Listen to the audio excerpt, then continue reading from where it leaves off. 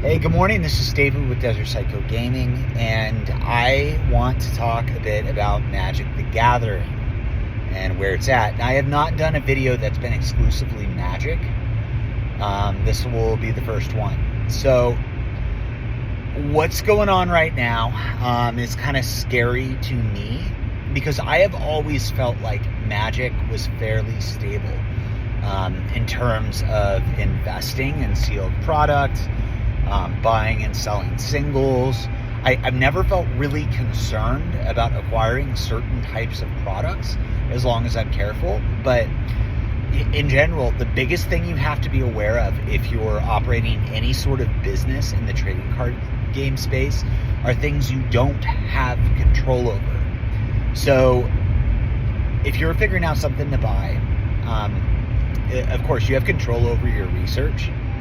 You have control over how you spend your money, how you store product, what your infrastructure is. You do have control over a lot of different variables, a lot more than what I mentioned. What you don't have control over is printing. Print runs, reprints, and just different external corporate factors which dictate the direction of these games. And what has me kind of freaked out right now, and this is just an example, this is happening more and more and more, is in particular with Magic the Gathering, Wizards of the Coast, when there's a card that comes out, and it has some value, let's say it's like $100, right? That card is generally playable. Like 9 out of 10 times it's highly playable. Or it's rare and collectible, and it creates a demand as well as there being like limited supply. Or there's a good supply, but just the demand overall exceeds the supply of that card. What I'm noticing is when a card reaches that kind of status, it gets reprinted in the following set. So this, or the master set, or whatever the set is, the card gets reprinted. And I think the reason for this is because Hasbro wants to make money. They don't want the money or the perceived money that could go to them to be going to the secondary market. So instead of having these cards that retain some value and trade hands in local trading card game stores or online or whatever site it may be or whatever forum, they just reprint it. And generally, depending on whether it's a variant or not, the value of that card immediately starts to go down, especially if it's for play, because there's more of them. And the reason that it's used for play, although it may look good, is probably mechanic-based. So, you have a major dilution of particular cards and products. And this is not good. And this is happening all over the place.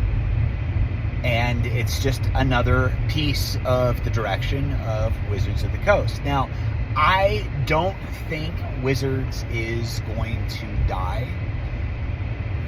I don't think the bear market we're having right now, economically, but as well as trading cards, not in every single sector of everything is doing bad, but cards are not doing great.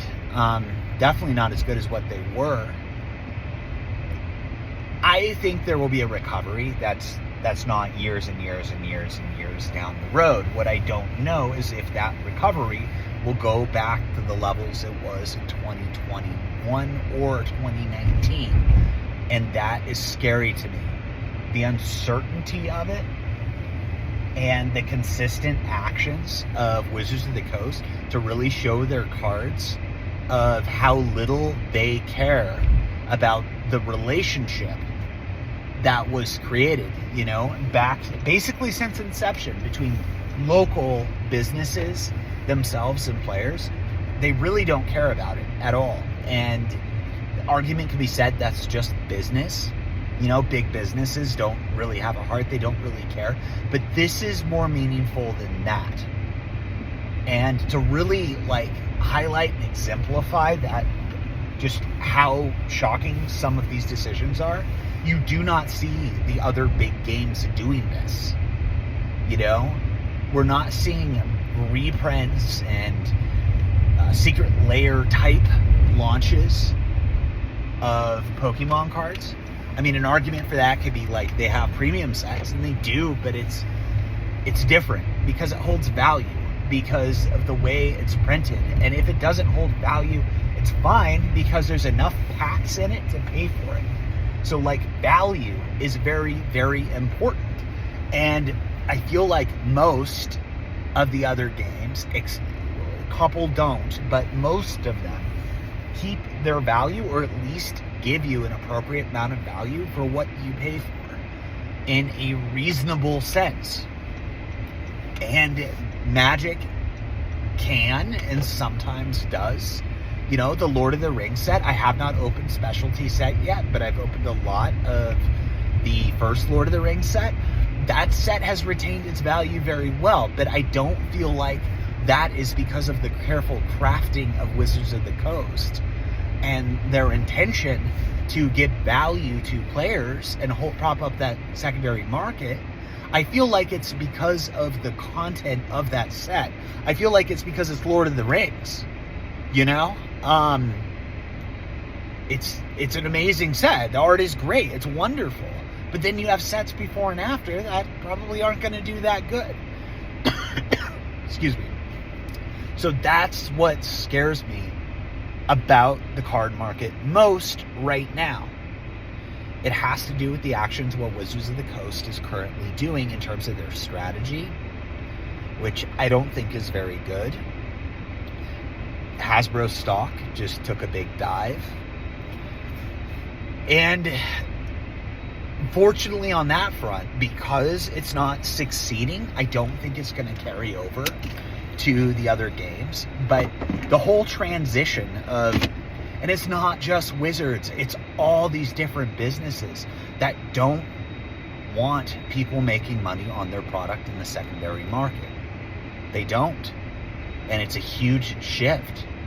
And it makes things far more difficult. Things are slowly edging against the little guy. And I don't really know what else to say about it other than it's terrible. I mean, look at Goodwill. Look at where the prices are. They're pricing products. And I'm not like a regular Goodwiller, right?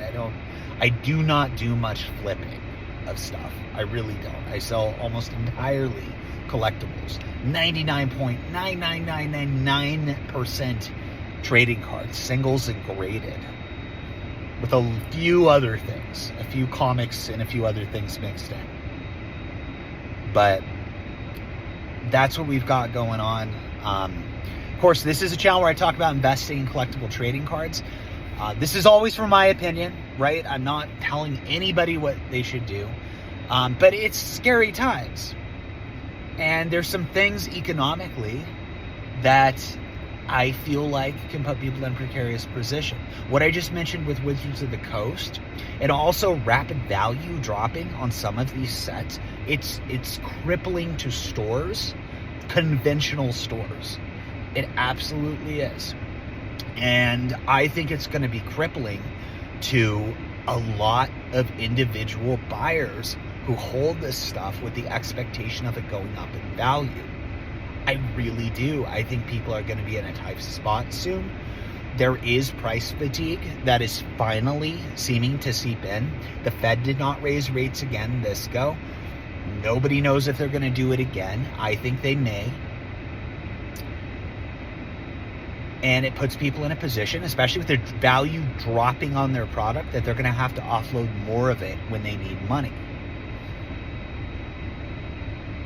I have not seen massive price fluctuation in like sealed trading card product other than Magic. I haven't seen massive price fluctuation in Pokemon. It did seem like with Scarlet and Violet, the prices were jacked up a bit initially at launch, but almost immediately after, they seem to be subsiding to like Wizards of the Coast pricing, or very close to. So I don't think they're holding up with new pricing model. The market really just determined what the value is, what people are willing to pay, and they need to sell it. So there you go on that. But the Magic stuff is tough, because even though this more directly relates to modern cards, it trickles down. And the whole of Legacy of Magic the Gathering has to do with a few variables, the biggest one I think being trust. Trust between the player and the company and the local game store and these relationships. And Wizards is just taking a dump all over it. And it's sad to see because the game has been around for so long, and I'm a big fan of Magic, and I love vintage Magic. But it's going to force people to let go of products. It's going to, if the value isn't there. Because there's already tightening, economic tightening. So this is what I think's going on. I think MetaZoo is not doing too hot. I think it's going to do what it does, though. Weiss.